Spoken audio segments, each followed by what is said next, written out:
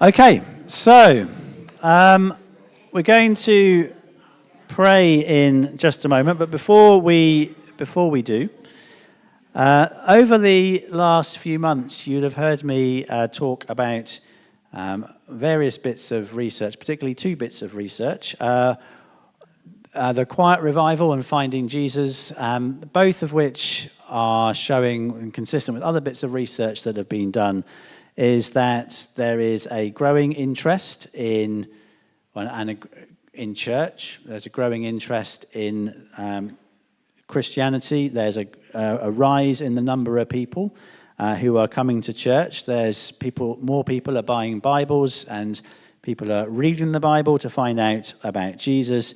And this rise is being particularly driven by young people. The research often highlights Gen Z, or Gen Z, as I'm told that it's supposed to be referred to. Now, they are those who are aged 13 to 28 at the moment. That is it's not just restricted to them, but quite a lot of the increase is being driven by them. And at the Big Church Festival, I spent a little bit of time at the podcast tent. That's the photo on the right there. And one of the hosts there was a guy called Justin Brierley, and he's done a lot of research into this, and he hosts a podcast called The Surprising Rebirth of Belief in God, if you were interested in finding out a little bit more. And right from the beginning of this research coming out, one of the things that the commentators have been noticing is that quite a lot of this growth has been driven by young men. The increases particularly happen in that age group, but particularly amongst men. And they've also been flagging up as a question and as a caution some of the ways in which, in places like the UK and in the US, where there is an intersection with what's going on between the gospel and the Jesus that we read about in the New Testament, on the one hand, cultural Christianity as another kind of thing, people looking back to traditional values, and right-wing politics. And so, for example, at the Unite the Kingdom March that happened last weekend, there was a very interesting mix of people, groups, and symbols, as you can see from this photo behind me.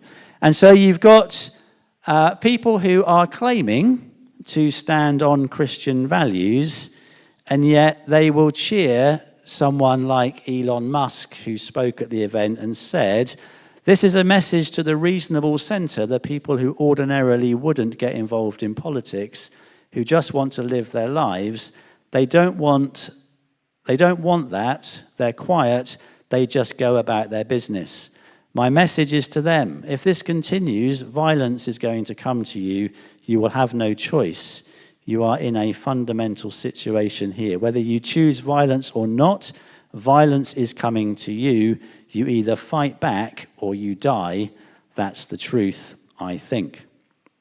So that was Elon Musk. Then we also had in the last week or so the murder of Charlie Kirk. And you've got some groups who are saying that he was killed because he was openly sharing his Christian faith. You've got other people who are totally surprised and shocked when they learn that Charlie Kirk was a Christian, because the only thing they've heard him saying through their social media feed is that are words which seem to be racist, misogynistic, and filled with hate. And then at his memorial service this past week, you've got this strange mix where you've got the worship led by people like Chris Tomlin, Phil Wickham, and Brandon Lake. You've got words of forgiveness which were cheered when they were spoken by Charlie Kirk's wife. And then on the same platform, also cheered, you've got the President of the United States saying, "I hate my opponents and I don't want what's best for them." So, what do we do with all this that's going on in our world, and how do we respond to it? Well, I want to encourage us that as Christians, the truth is really important, and it is really important that we know what the truth is. And there are many voices out in the world that are claiming to be speaking the truth.